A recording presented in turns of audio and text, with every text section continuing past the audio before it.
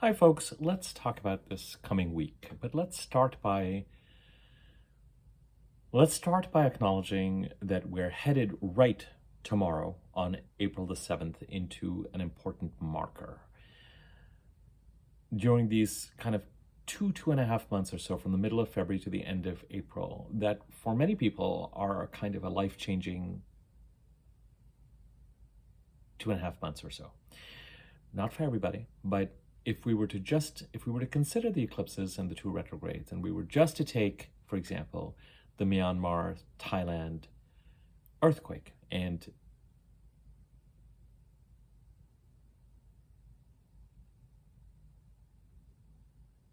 you do have to be careful when you are on social media with some of the sort of AI generated and AI, there's a certain amount of kind of disaster exploitation that is available on social media, and you can kind of tell when something is fake. But I don't know that we really do have things like the death toll and just how, I mean, those buildings that collapsed and everything. Some people were bound to be in those buildings. So irrespective, I don't want to dwell on the macabre, but that one incident in and of itself would have been enough. But then when you consider that for so many people, lightning has struck in different ways, and it has been such a tumultuous March and April so far, and continues to be so, the fact that we're reaching a marker today and tomorrow, and for me, it's two markers. One, Mercury starts the process of going direct tomorrow, April the 7th. In addition, we are now a week after the new moon solar eclipse on March the 29th. And that technically takes us out of the sort of core eclipse vortex. Now, the March 29th new moon solar eclipse, North Node new moon solar eclipse in Aries, is going to continue to grow and develop as an eclipse all the way to the end of the first week of June. And you already have information on that new moon and Mars being direct in Cancer and Leo. These are previous videos that I've done. I'm getting ready soon, earlier than normal, to do the Libra full moon video, which is going to be occurring next week on the 12th. So, but between today and tomorrow, there's a certain core intensity of this very kind of, as I said, life-changing time for some people, or certainly tumultuous time for a lot of other people, that we get to step away gradually from the core of it. It's not immediate, and it's not direct, and it's not smooth or easy, because just the act of Mercury going direct, as I said, over the last week in yesterday's shenanigans video, has created its own intense mayhem. I think that mayhem, and part of the reason why this Mercury direct is feeling so typical of our stationary Mercury, is because of all these conjunctions that are happening in Mars trining, where it's such a, again, there's so much to work through. There's so much impacting Mercury as he gets ready to go direct. And so it may be that for another 3 or 4 days, we just feel like anything we send out with regard to communications could just have these kinds of ripples and currents. Or, as I said in yesterday's video, you're going to have to determine where it is that you decide to just lay low and wait for Mercury to go direct, and at least wait till you get to April 10th onwards to really start to act on certain things that are not urgent and try to get them in flow so that they don't get lost in confusing spirals that take up more time than they need to. The setting of appointments, the following up on things, what needs to be done here, what needs to be done there, that kind of stuff. But in certain cases, you may very well choose, given the significance of the aspects that occurred last week and this coming week that we're going to talk about, that you have no choice but to be in communication. And chances are that that communication is most likely going to be around stabilizing the Pisces part of the chart. That was where Mercury retrograde is. That is where Venus retrograde is. That is where Saturn is. That is where the North Node is. Mercury conjuncted the North Node today. On the 6th of April, Saturn is going to conjunct Venus, a retrograde Venus, tomorrow on the 7th. Today Mercury goes direct. So, and then, and you know, so and Saturn is moving to conjunct the North Node on the 13th. So plenty of intense activity. And in the middle of this, you may feel like, well, I do have to be in communication to be taking care of certain things, in which case you've got to do what you've got to just dot your I's, cross your T's, and just be prepared that at least till April the 10th, that's likely to, anything that is sent out through communication is likely to have a kind of, could potentially just take on its own, could pick up some of this astro dust that is swirling around. But as we enter the week, we're entering a week that is not without its intensity and confusion. It is a transitional week because on the 7th, tomorrow, Mercury goes direct. And on the 12th, Saturday, Venus goes direct. And when a planet is going direct from being retrograde, it is stationary and its powers are, it is at its most, you can think of it as somehow being neither here nor there. You can think of a planet that was retrograde as somehow having gone on vacation. And in order for it to go direct, it has to get on a plane. And so while it is on a plane, you just don't have much access to it. And so matters related to the houses ruled by Mercury and Venus may experience slowdowns and confusions and delays this week. The nice thing is that by the time this week is done, certainly by the 10th, which is by Thursday, we should be clear of Mercury increasingly. And I would say by the 15th, in about 10 days' time, we will be past the intense astrological activity. And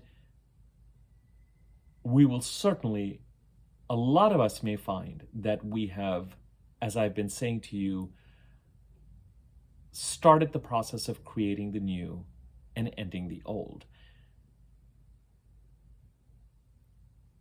Even going back to desired directions and changes and things that we've been wanting to make, whether it was articulated or not, there's a whole process since the beginning of March, April of 2023 that is seeking to complete an arc by the end of the first week of June.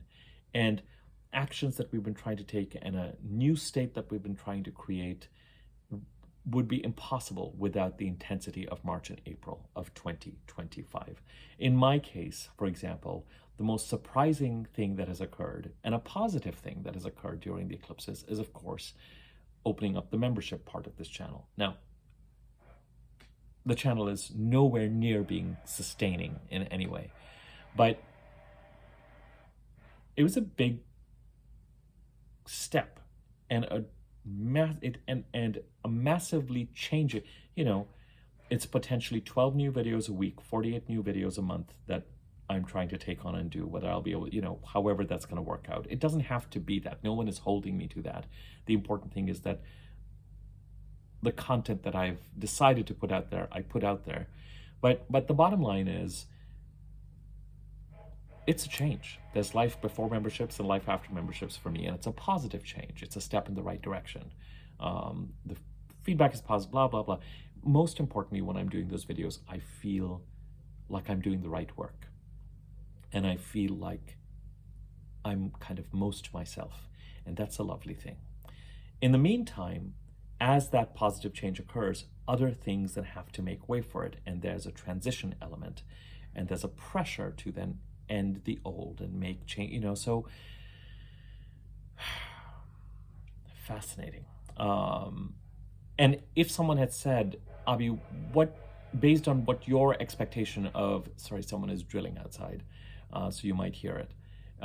Based on your expectation of what new you're creating and what you're retiring, even at the end of February, beginning of March, or during March, I wouldn't have pinpointed to memberships as being sort of the cataclysmic thing.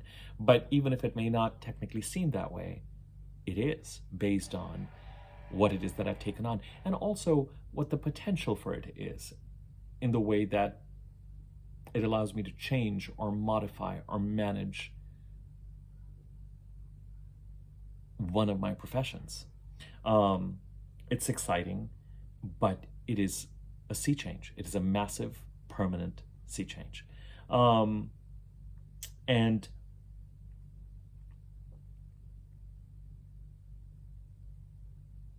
other things have shifted as well around it. Things that I had committed to or wanted to see if I could include as ways to sort of keep bringing in the cash, etc. It got to that inflection point where I was just like, I've taken this on, and it's this awkward transition period between it being in a place where it can actually be somewhat sustaining, and it's not, but energy needs to go into it. I need to continue to pour in. So those things that I thought I could, so it's just led to things actually shifting. And the pressure, other things are operating too, to say that the past state that I've been trying to wrap up also get to accelerate. So that's just an example. It's a kind of a positive example of an eclipsy sea change. With the Mercury retrogrades and Venus retrograde, I would say that one of the things that there are three things that I think we should try to do as we head into this coming week. And they are: try to take stock of what Mercury retrograde has revealed to you, that you cannot turn away from, that you cannot look away from. As I've said to you, Mercury retrogrades, outside all of the kind of confusion and shenanigans that he creates, and the pranksterish energy and the stress and the craziness and the confusion, ultimately the biggest thing about Mercury retrograde is that the planet of facts and details and knowing things decides to reverse his vehicle, his path, so that we can go over certain things and review a course of action. And very often they're developments related to decisions that were made when Mercury was retrograde to begin with. So in the last Mercury retrograde cycle or previous Mercury retrograde cycle, you could have agreed to take something on, and something either reaches conclusion or there are further developments around it. But most importantly, as I've said to you, as you came into the Mercury retrograde, you may have assumed that certain things would move forward in a certain way. And Mercury retrograde says, no, let me give you a sense of what is really real here and what is going on here. And it could be one big revelation, it could be multiple revelations, but Mercury retrograde revelations are typically sobering and disappointing and frustrating because they are reality checks. They remove the wool from our eyes. They remove an element of fantasy. And ultimately, we get to be grateful for them because we are no longer, as I like to say, putting our eggs in the wrong basket, hopefully, because we're making adjustments. We're going back to the drawing board. We are readjusting our course. We are realizing what future plans that we had conceived, I say this all the time, had been built on pillars of sand or a faulty foundation. And we move forward, altering course, seeking stronger foundations and the right future path. So the first of three things that I would do this week, as Mercury is getting ready to go direct, is, especially through the means of communication, even if you don't have complete clarity, pay attention to what it is that you now know.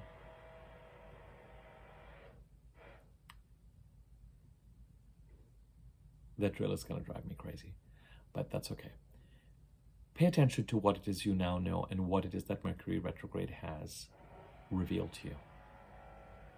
And sometimes there can be a communication element to this. Someone has responded. Someone responded in a certain way. Someone said something to you. Someone accidentally forwarded you an email that you were really not meant to see. Someone has not responded to you. Fascinating. You may not have all those, but there's still a revelation to it. At the same time, we have a new moon solar eclipse in Aries that occurred on March the 29th. And the Aries part of the chart is very much about this future state that we've been trying to create since March, April of 23. And there is, for a lot of people, a lot of signs, a strain of opportunity related to that. So while we are taking stock of Mercury going direct and what we've learned, and with Mercury retro, especially last week, don't ignore messages or communications around matters related to the Pisces part of the chart that have sort of been keeping you up at night for whatever reason. You've not been able to get on top of things, you fear a certain deception, you can't tell what's going on. These are Neptunian things that have been going on with increasing intensity, possibly reaching a crisis between 2014 and 17. And Saturn's entry into Pisces since March, April 2023 has been trying to provide clarity and structure and ask us to meet what we need to meet in a disciplined and a responsible manner. And over the last week, as Mercury and Venus retrograded back into Pisces, and we had aspects such as Venus conjuncting the North Node on the 2nd, Mars from Cancer trining Saturn on the 4th. Today, Mercury conjuncting the North Node and Venus trining Mars. Moving towards tomorrow, Venus conjuncting Saturn, Mercury going direct. Then Mars trining the North Node. Then Mercury direct trining Mars. Then, Venus going direct. And then Saturn conjuncting the North Node. Between Saturn, the North Node, Venus, and Mercury, that is a lot of communication. And some of it may well be around, some of it over the last week or so may well be around feeling like, there are things here that need to be attended to. Here are all these things that have come up again. So with the Mercury retrograde going direct, first thing to ponder is, what have I learned that I can no longer unlearn? What are the facts that have been revealed to me? What do I now know to be true that I did not know before? The other thing to just take stock of, especially over the last week, is what has come up that now that Mercury is going direct and that Venus is getting ready to go direct, that you feel you need to take action on. Because this coming week, next week, provides opportunity for action. There's a lot of, we have Mars trining the North Node. We have Mars trining Mercury. We have a Libra full moon on the 12th that opposes Chiron. Not to the minute, but pretty much to the degree. And April 8th, we had a new moon solar eclipse in Aries conjunct Chiron to the minute, not just the degree.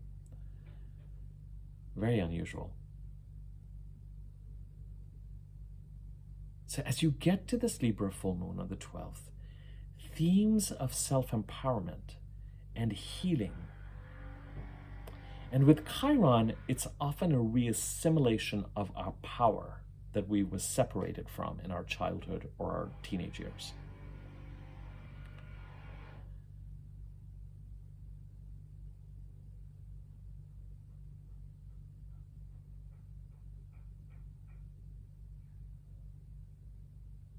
The coming week or 10 days after Mercury going direct until Venus goes direct are still gnarly, given the fact that we are having to deal with and come face to face with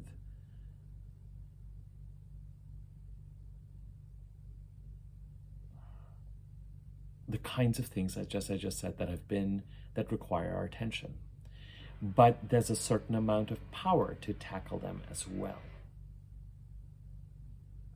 So, first thing to ponder, Mercury going direct. What is it that it has taught us?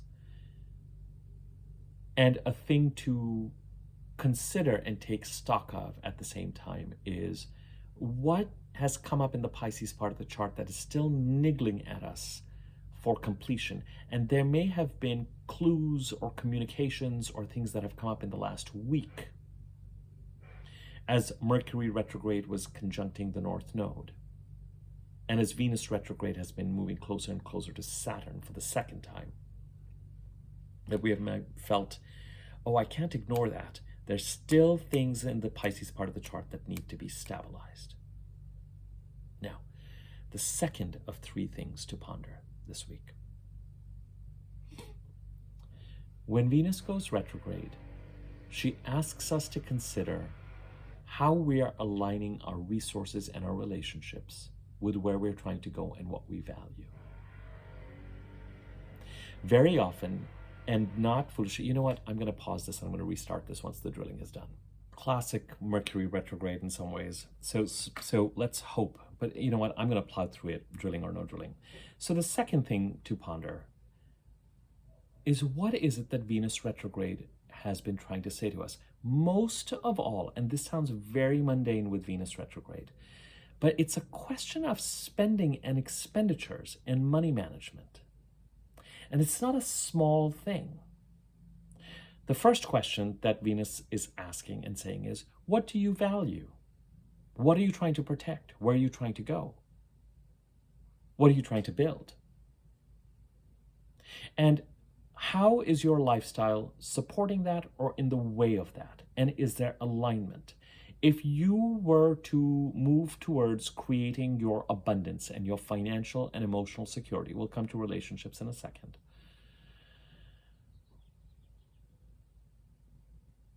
How would you change and redesign your life so that it could be supporting that? And one of the things, of course, is things like, am I spending too much on my, now that I've decided to move in this direction, now that I've decided to do this, now that this is important to me, now that I'm focusing on this, what am I spending my money on? Am I conserving my resources? Do I need to conserve my resources? Are there things that I spend money on that I could do at home happily? It's sort of the classic example of someone who has decided that they want their own, kind of to form their own startup or something along those lines, or move into a business that is their own and they're in a setup phase. I mean, even take the example I gave you earlier. I know that I am trying to invest more and more into the astrology side. Now it's inevitable. Now I need to and have to and look forward to. But until it gets to a place where there is greater balance and greater sustainability, how am I making adjustments to support that? Can I look at certain things that I'm doing? It's a mindset. If someone decides to form their own startup or their own business, and right now it's not bringing in a certain revenue, you have to design your life accordingly. If you continue to live your life the way you might have been living previously, if you were a corporate person and you were director of this and you had a six-figure salary, etc., that lifestyle is going to ultimately create problems for where you're going. It's not a question of not being able to get to the abundance you want to create. It's a question of enjoying where you're at and having your resources and your relationships, let's introduce that with Venus as well, behind you so that you can move towards where you're moving to with joy and success.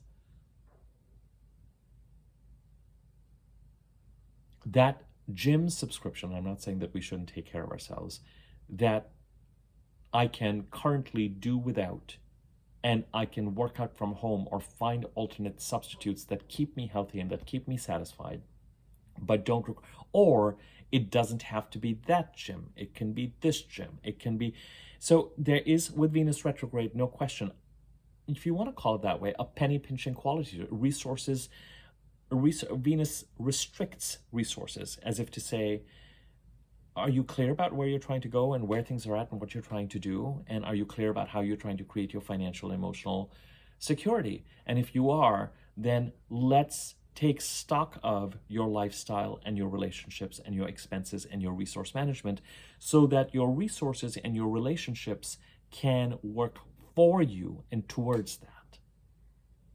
Now, surprisingly, Venus retrograde can also do interesting things. If you are more of an introvert and you have a tendency to isolate yourself, Venus retrograde can start to reintroduce you to social circles and social situations where it's not just a question of what you need to cut out. Sometimes it's a question of, here, maybe you need to do more of this.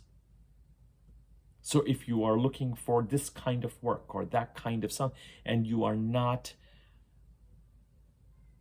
remember what I always say with regard to Venus, the quality of your abundance is dependent on the quality of your relationships.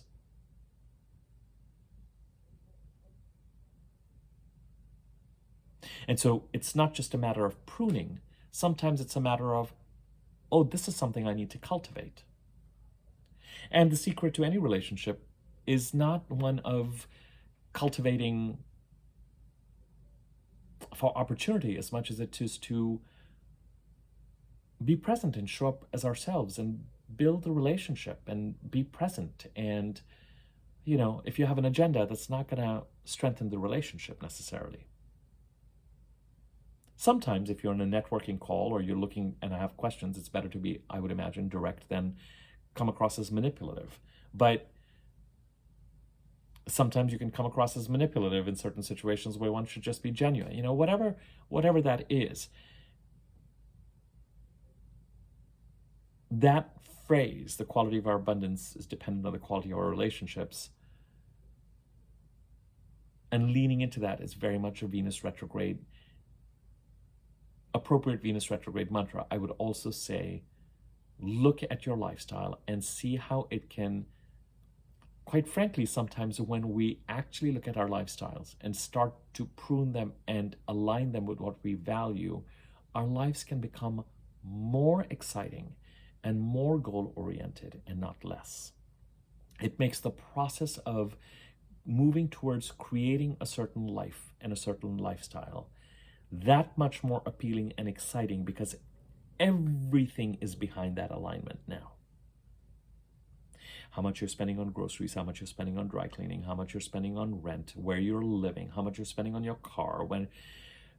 And again, it's not, Venus retrograde is notoriously an aspect of austerity.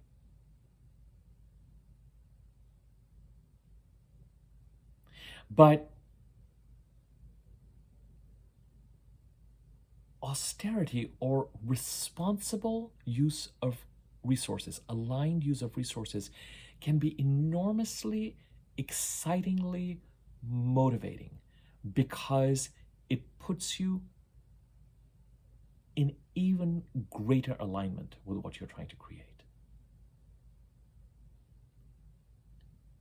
Decision-making related to your lifestyle becomes tied to what it is that you're trying to create.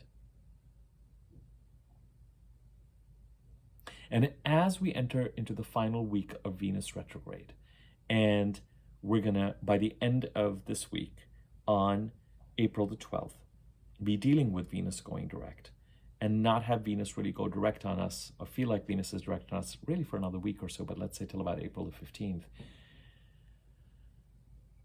These questions are going to intensify. And I would say that for anyone, for most of us, the chances that Gemini or Virgo, Mercury-ruled houses, or Libra or Taurus occupy the second house of the eighth house, the two financial houses, it's possible that that's the case for a number of us. So expect, if you have Virgo, Gemini, Libra, or Taurus in your second or your eighth house, expect till about the 15th to be a little financially gnarly, because the planets ruling your financial houses are stationary or slowing down.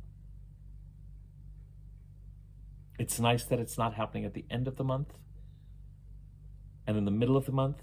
So just kind of manage and balance that. It may even have a spillover effect on everybody, because we don't just have one planet stationary. We really have two planets stationary within a week of each other and moving direct slowly. By the end of April, there should be a certain flow that is moving forward again. So a week of equal parts meditation and reflection on what Mercury has taught us, on what Venus retrograde is trying to tell us with regard to where we're going and what we're trying to build, with regard to relationships, with regard to resource management, with regard to what we're trying to create and how we can align ourselves towards that.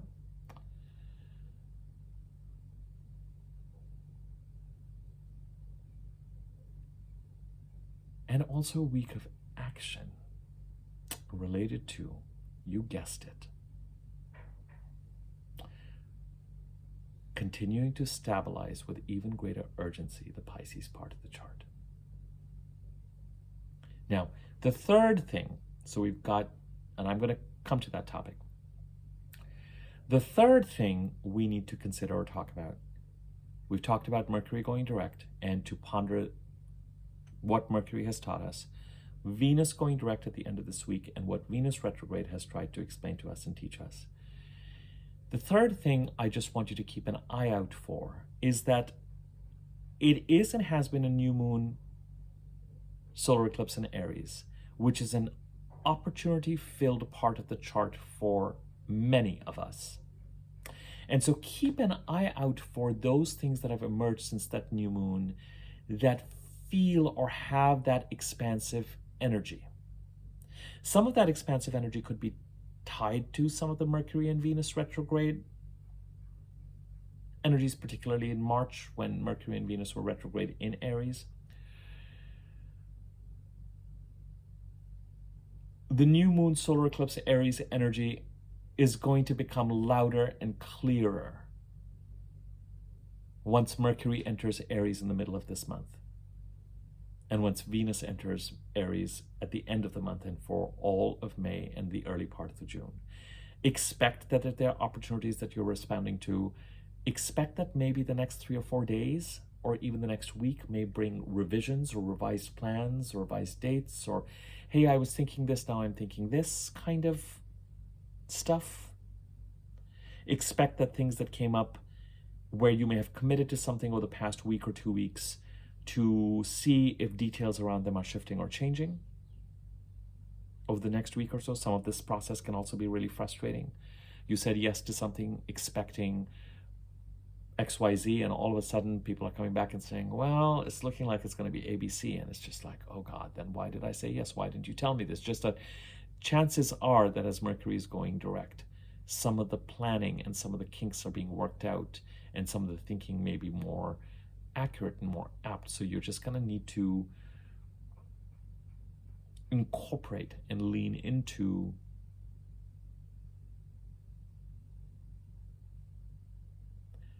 the fact that what is actually being offered now may actually be more rational. And as I said, for anything that you've committed to prior to Mercury being direct, while Mercury was retrograde, expect greater financial flow and clarity and a cleaner line after the Taurus new moon of April the 27th. Now, I covered this in the new moon solar eclipse video in Aries that I did. The other thing to look forward to as we head to the middle of April, April the 18th, is the fact that Mars is going to enter Leo, and from there he's going to also start to support the Aries part of the chart. But till April the 18th, sorry if I said March, till April the 18th, Mars continues to be in Cancer, supporting the Pisces part of the chart, and makes a couple of important aspects this coming week. So that Pisces part of the chart still continues to be a primary area of focus. But I don't want you to lose out on opportunities that need harvesting and cultivating. Think of them as tender germinating seeds and shoots that need to be currently nurtured so that they can be strengthened by the time you get to the second week of April, and particularly in May. And that is specific to opportunities in the Aries part of the chart. So those are 3 big themes. The bulk of the energy remains in the Pisces part of the chart. Let's just recap everything that's happening. Or let me just go through the sequence of all the astrological activity of this coming week. On the 7th, Venus conjunct Saturn, Mercury goes direct. On the 8th, Mars from Cancer trines the North Node in Pisces. On the 11th, Mars trines a now direct Mercury. Mars in Cancer, Mercury in Pisces. On the 12th, the Sun conjuncts Chiron in Aries. Venus goes direct in Pisces, and we have the Libra full moon. A full moon in Libra and the Sun and Chiron in Aries. On the 13th, Saturn conjuncts the North Node. Now, on the 15th, I'm looking into the week after that, Mercury goes into Aries and moves to conjunct Neptune. That is a separate thing that we're going to talk about, but that's the arc. Even with everything that I have just said, that is one hell of a week. I've done weekly overviews where we just have one or two things we look at. Here we have Venus conjuncting Saturn, Mercury going direct, Mars trining the North Node, Mars trining Mercury, the Sun conjuncting Chiron, Venus going direct, Libra full moon, Saturn conjuncting the North Node. Last week we had Venus conjuncting the North Node, Mars trining Saturn, Mercury conjuncting the North Node, and Venus trine Mars. And last week was bad enough.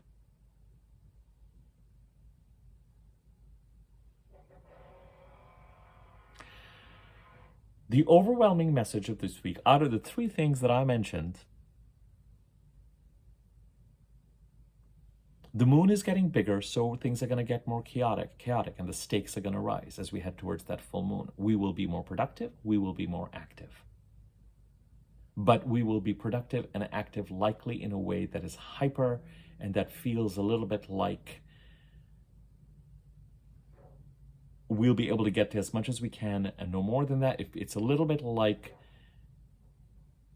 being a waiter and carrying a tray with too many things on the tray and making sure that something doesn't topple off and break to the floor. So we still got to get to point A to point B and get that done, but it's a bit of a tightrope walk. It's going to be energetic, and there's going to be frustration. When we have a full moon that is opposite Chiron and that is calling on our empowerment, it means that it's very likely that something or someone will emerge to challenge that empowerment. And we may have to say, oh, no, you don't.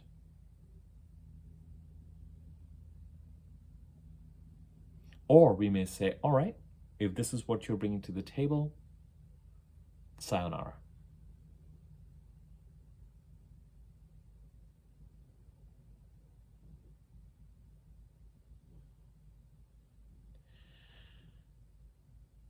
The full moon occurs 2 weeks after a new moon, and it's a full moon related to the Aries new moon because it's in Libra, the opposite sign. And so as we continue to put our focus on bringing the Aries part of the chart into alignment till April the 27th, the opposite part of the chart, the Libra part of the chart, that polarity, depends on which house you have Libra in and which house you have Aries in, is going to flare up. And it's going to say, hold on, there's something here that needs to be integrated from the opposite principle. Now, part of the reason why I'm doing this weekly overview to get the full moon on the table and then move tomorrow to doing a full moon video is so that then I can start to do the sign-specific full moon videos in the membership part of the channel. And there we can take a look at, for each rising sign, which houses are being impacted by this. But if you know your chart, you know that you just had a new moon solar eclipse in Aries, which sets up a 4-week window of taking action to bring the Aries part of the chart into alignment with where you want to go on an annual basis, knowing that Mercury comes into Aries direct for about 3.5 weeks, starting the middle of April, and Venus then comes in to provide resolution and results and harmony and blessings and opportunities, and to seal the deal in May till the end of the first week of June. That end of the first week of June, man, Jupiter changing signs and the North Node eclipses kind of reaching a crescendo by that time, and Venus moving from Aries to Taurus at that point in time. And of course, the new moon solar eclipse occurred in Aries.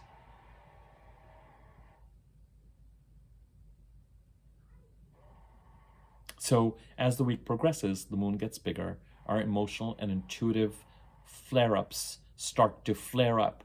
We get busier, we try to stay on top of everything, but we may be challenged by something where we feel like all the work that we have been doing since March, April 2023 in the Aries part of the chart with these North Node eclipses, we need to bring that healed, empowered part of ourselves to be able to manage and integrate something, to stand up to something, because that full moon is squaring Mars in Cancer.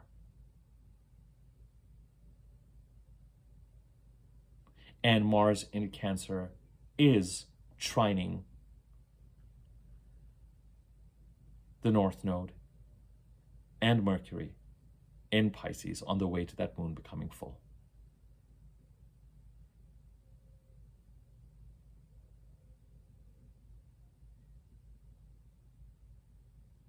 So there may likely be a Gandalf-like thou shalt not pass moment as you head towards Saturday, the Libra full moon. That you feel you need to implement on something or someone.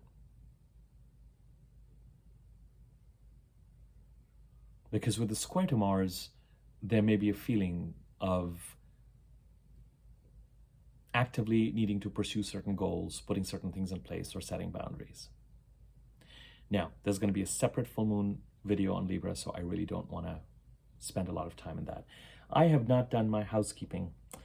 So let me just, before we get to talking about the final part of this video, which is what's going on in the Pisces part of the chart and what we need to stabilize it, and really kind of what's at the heart of this weekly overview, if you can believe it. As I said, we have active weeks and then we have a week like this. Let me just do that housekeeping. The 3 ways to engage with me, the free content I'm putting out on this channel. You can become a member for $6.99 a month, and that's where I put sign-specific content, and there are videos there on the activity in the Pisces part of the chart, the Virgo part of the chart, Mars being direct, and trining the Pisces part of the chart, and then the Aries part of the chart, and the Aries new moon solar eclipse for each rising sign. Now you can see it for your sun sign or your moon sign or your Venus sign, but they're meant, the content is there for the rising sign, for your ascendant sign. And I was going to start to do videos both in the general part of the channel and the members on Neptune and Aries, but I actually feel like the new moon in Pisces, the full moon lunar eclipse in Virgo, Mars going direct and trining the Pisces and the Aries part of the chart, the new moon solar eclipse in Aries, and the full moon in Libra videos, whether it is the general content that I've posted for free or the member parts of the channel, are all part of one whole. We've got a new moon, a full moon lunar eclipse, a new moon solar eclipse, and then the full moon in Libra. And they are related lunations to the 2 eclipses at the center of them, with Mars in Cancer and Leo throwing support in the parts of the chart where the new moons occur, Pisces and Aries. And then the 3rd way to engage with me is to get a personal reading with me. Gosh, I haven't been saying this over the past week, but I was going to, till tomorrow, till the 7th, I'm running a $50. That was the plan. You know what?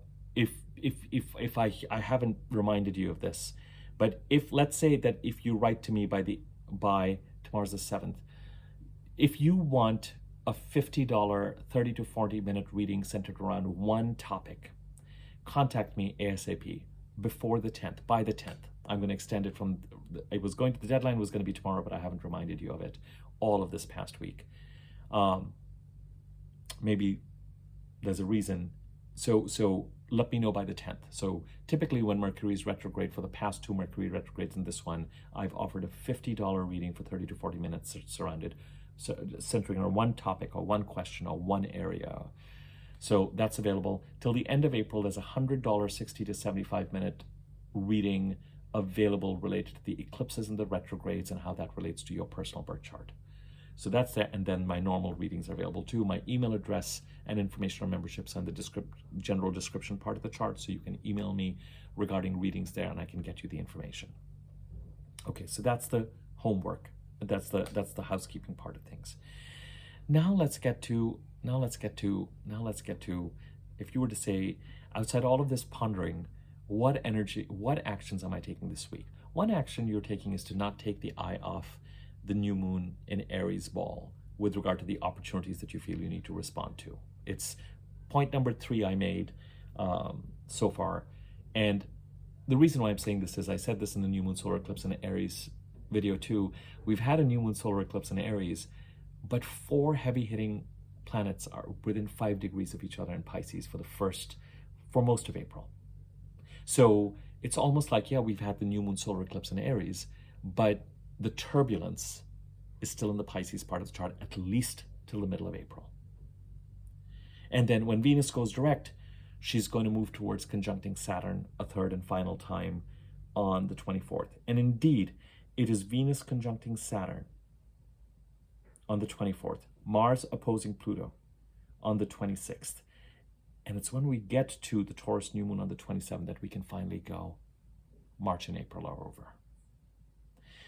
This coming week, you may feel urgency around continuing to show up responsibly in a disciplined manner to stabilize the Pisces part of the chart, whether it is concretizing ambitions that are Neptunian, artistic, creative, therapeutic, musical, monastic, spiritual, whether it is tackling where you feel boundaries have been messed with, deception, gaslighting, loss, whether it is you stabilizing the consequence of you playing the cards very close to your chest. Most of all, and this covers everything I've said about the Pisces part of the chart, it is around acknowledging that since 2012, we have let matters related to the house occupied by Pisces in our chart just kind of go to seed and not be able to stay on top of them in a responsible manner. And this has shifted since March 2023. And in March and April of 2025, nothing is more pressing or urgent, or else there will be consequences. Indeed, the future state that you are trying to create with the North Node eclipse in Aries, with Uranus in Taurus, with Jupiter direct and trying to end a 12-13-year cycle and start a 12-13-year cycle in Gemini, is exciting, but is threatened by not stabilizing the Pisces part of the chart, because there are matters related to that can spill over and take up so much attention that they become a distraction. Over the past week, when we had Venus retrograde conjuncting the North Node, Mars trining Saturn, Mercury conjuncting the North Node, Venus trining Mars, we may have, as we've headed towards Mercury becoming stationary tomorrow and then going direct, we may have felt that from a communication perspective, things have come up that are pointing us to, drawing our attention to pending tasks in the Pisces part of the chart, in any of those areas. Setting boundaries, pursuing goals, stabilizing the Pisces, showing up to the Pisces part of the chart, the house occupied by Pisces, in a disciplined, responsible manner. And this week, especially with Mars trining the North Node and then Mars trining a direct Mercury. Mars trines the North Node on the 8th and then a direct Mercury on the 11th. As you head to that Libra full moon, again, there's the power to take action to stabilize the Pisces part of the chart. There is, I would say that over the last week or so, threats have been identified. And I say this because when retrograde planets are conjuncting the North Node, and the North Node is getting ready to move towards Saturn, and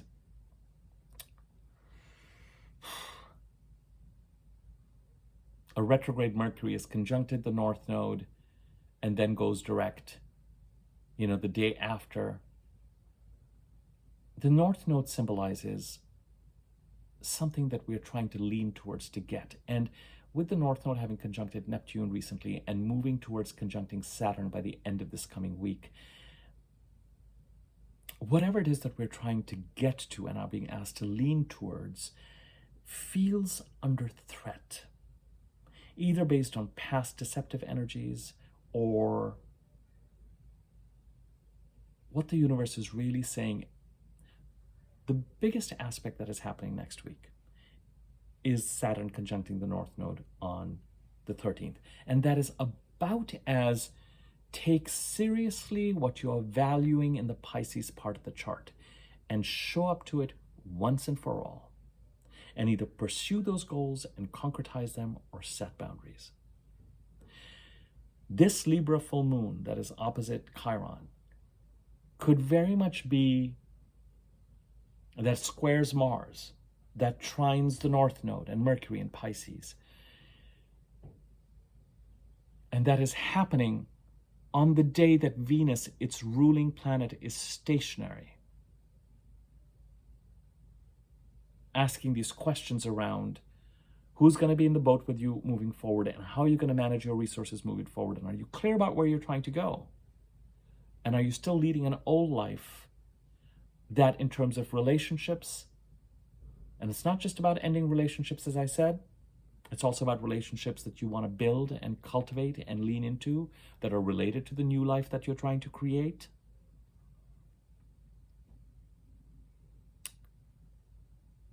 But tied into all this is what needs to be done to stabilize the Pisces part of the chart. And in that process, if you take assertive action, I'm not saying aggressive action, assertive action.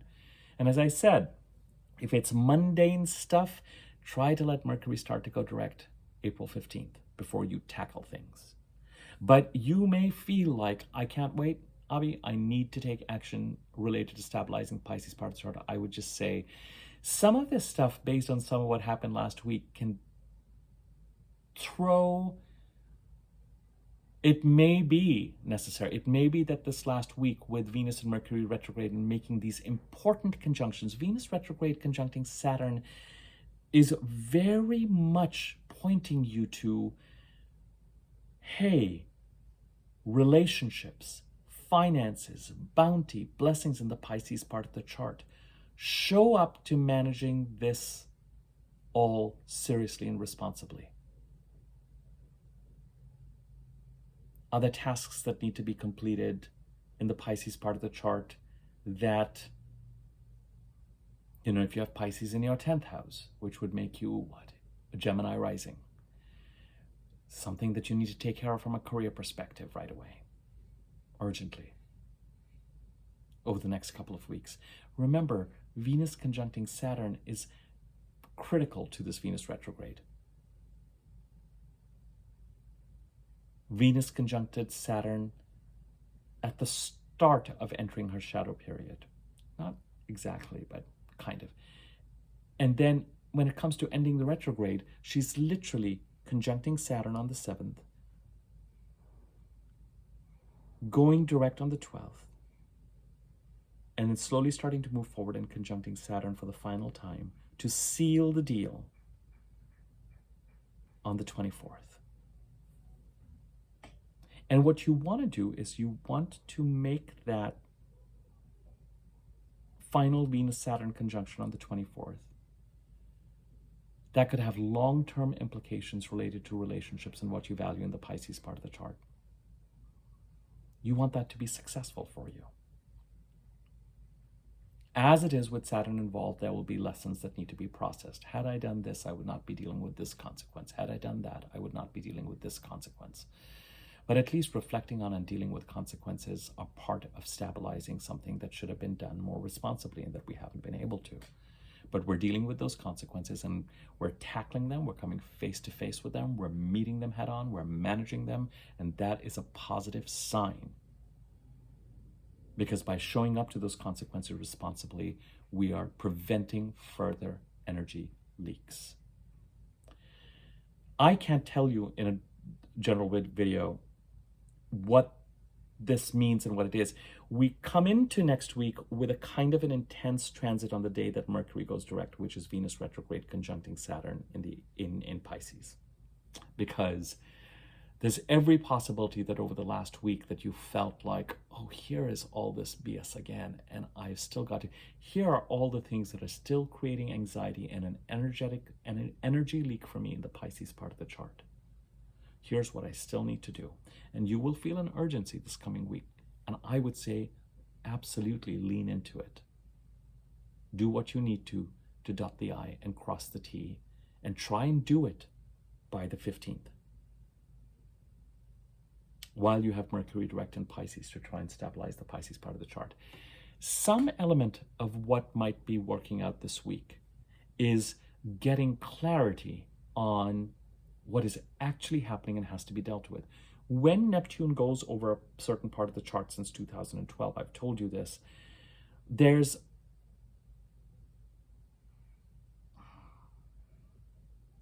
Neptune can create a certain anxiety, and it can very often Neptunian things may occur. Deception, loss. But as I've said, it then colors everything related to that part of the chart. And so there is an element of needing to manage through paranoia also. There's a need to understand, what do I actually need to tackle? And what is a Neptunian fear? Fog, anxiety.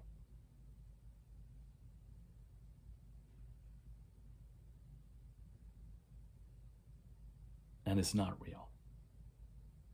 And Mercury is a planet of facts and data. And with Mercury being retrograde and things coming up possibly over the last week or 10 days that have this kind of praxis, and now going direct, and then after the 10th, from the 10th to the 15th especially, might be a great time to try and finish up work, particularly if it has a communication angle or a transaction angle or a electronic angle, or ask those questions. Seek to get clarity.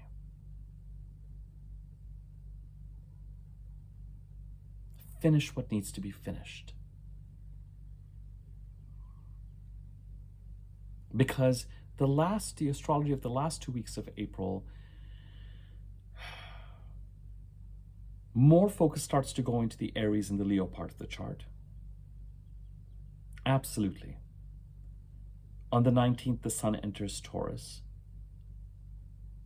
But we do, till the end of the month, have Venus direct, getting ready to conjunct Saturn and then the North Node. Or rather, the right order is conjunct the North Node, which is going to be free by that time of Saturn's restricting influence, and then Saturn. And Venus will try to, in week 3 and week 4 of April, bring some resolution and bring some peace to the Pisces part of the chart.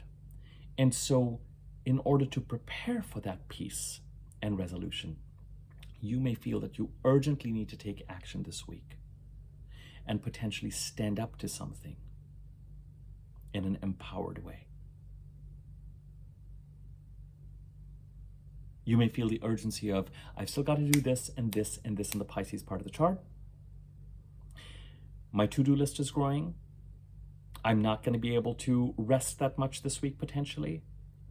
I need to get clear in these arenas with regard to communication. I need to ask these questions. I need to get clear if something here is happening or not. I need to figure out how I need to protect myself. I need to minimize these energy leaks. In the Pisces part of the chart, I need to take action. And there's a lot of support for that. But as you head towards the 7th, tomorrow, with Mercury going direct and with Venus conjuncting Saturn, you've just come through a week of anxiety that is bringing up and making you aware of what is still pending. And then on the 8th, as I said, Mars trines the North Node, providing support to what it is that you need to lean in towards. On the 11th, Mars trines a direct Mercury. On the 12th, you have a full moon with the Sun conjuncting Chiron, squaring Mars in Cancer, with Venus stationary.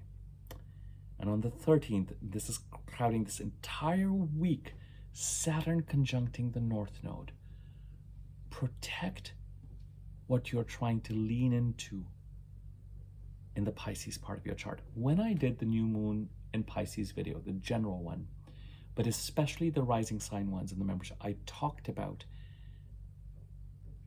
what the North Node in each of these signs, each of the houses that Pisces may be in for each rising sign, are leaning you towards, and what those examples might look like.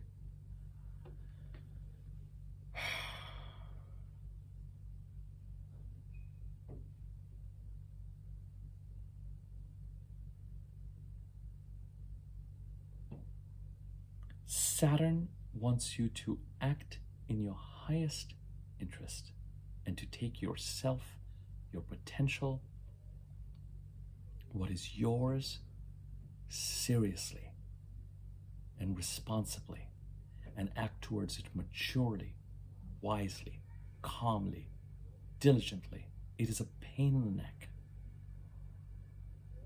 because it does not reward anything less than us being at our best and our most strategic and our most success-oriented. And being success-oriented requires discipline.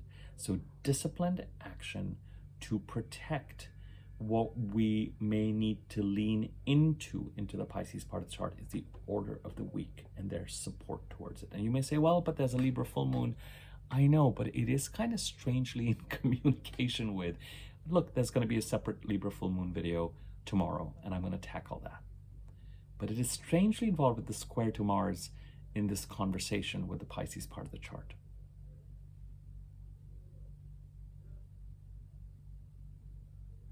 Mercury goes direct. In a week's time, Mercury is going to be in Aries. Mercury goes direct on the 7th. A little over a week, on the 15th in Aries. Between the 10th and the 15th, you can tap into Mercury's power. Just be prepared for a crazy week with Mercury slow, and especially the first 2 or 3 days, you're still going to be dealing with Mercury pranksterishness. As you head towards the end of the week, you're going to deal with the stationary Venus. So finances, relationships, everything kind of thrown up in the air, or feeling like, oh, what fresh hell is this? But then we're done. We're over it. And as we head towards that Venus-Saturn conjunction on the 24th and Mars opposing Pluto on the 26th, not an easy transit, Mars opposing Pluto, but it's the final sealing the deal on creating changes that we're trying to create. Then we go into that Taurus new moon, and it's like, made it to the other side. Now I can focus on the future. But your ability to focus on the future is very dependent on how actively you tackle getting the pending items related to the Pisces part of the chart taken care of this week. And communication would be a key factor in that.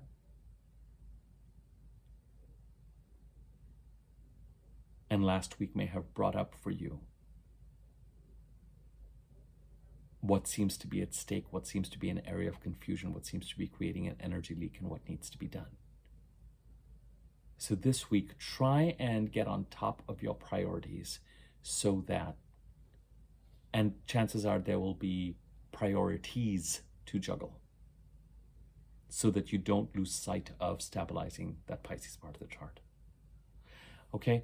This is one of my longer and more complicated and more complex weekly overviews, but there's a lot going on this week.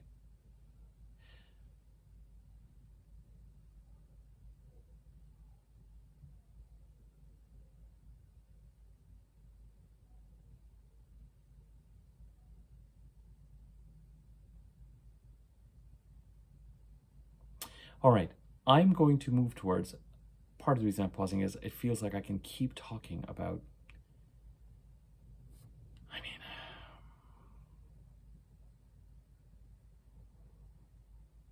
responsibility towards finances, responsibility towards relationships, responsibility towards shenanigans.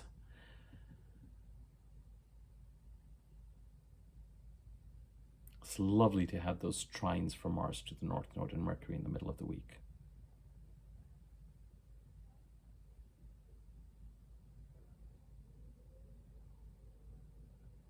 The full moon really kind of caps the eclipse season. And what is kind of crowning the week is Saturn and North Node conjuncting. That is a very, the North Node, like Jupiter, has an expansiveness to it. And you have to stabilize the Pisces part of the chart. You have to protect what you're trying to go towards and lean towards in the Pisces part of the chart by managing those energy leaks. All right. And you'll be supported when Venus goes direct. By taking the right actions this week, when Venus goes direct and she starts to move forward in Pisces in the second half of April, you can then move towards resolutions. And even if they're glass half full as opposed to half empty resolutions, which means the glass is half whatever you want to call it, at least it's a resolution. At least the energy leaks are done. Because remember, we want to get to a place where we can really put our energy into the Aries, Taurus, and Gemini parts of the chart, where the future is beckoning. And where we're trying to figure out still, what have these North Node eclipses in Aries from March, April 23 to the end of the first week of June, what have they been about? Why have we been asked to lean into the Aries part of the chart since March, April 23? Why have we been trying to move towards a fantasy future that in 23 and 24 that we've now realized, well, best not to get too attached to that outcome because it was a means to an end. What is that end? We want to get to that, especially in May. All right, folks, I'm going to leave it at this. Wow. And what an exhausting week. About 10 minutes before the sun is getting ready to set. So, Rising Sign specific videos accessible through memberships. You can inquire about personal readings, including the $50 30 to 40 minute single topic reading, which is currently available if you write to me by April the 10th. $100 60 to 75 minute reading on the eclipses and Mercury and Venus retrograde and how that relates to your birth chart if you write to me by the end of April. Regular readings are also available. And you can use the email address in the description box below. There's information about donations that you can contribute to the channel by using the thanks button underneath this video. You can contribute to this channel for free by liking the video and commenting on it if you feel so inclined. Likes and comments give the video greater circulation. Subscribe to my YouTube channel if you haven't already. Not every video is punctuated by drilling, although my relationship with ambient noise is a source of amusement for many, understandably. Subscribe to my YouTube channel. When you subscribe, there's a bell icon next to the subscribe button. If you hover over that, on top, the top option that has the wiggly bell on it, click on that and you'll be notified when I do new videos. And feel free to share the channel or the content on the channel to anybody who you feel might benefit from it, okay? Thank you very much. I am going to be helping us get through this week. Oh, what do I feel like?